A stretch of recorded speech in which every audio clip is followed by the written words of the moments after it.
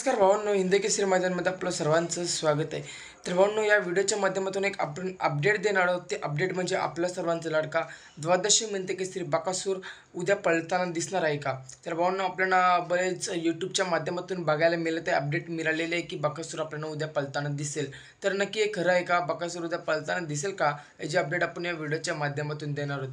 तर भावांनो, आज बैलगाडा क्षेत्रातला एक सुवर्ण क्षण म्हणजेच मोठा लक्ष, देव मोठा लक्ष आणि आपला सर्वांचा लाडका देव बकासूर. तर भावनो, दोन्ही देवदेव आज आपण एकत्र बघायला मिळाले. चांगला क्षण आपल्याला आज बघायला मिळाला.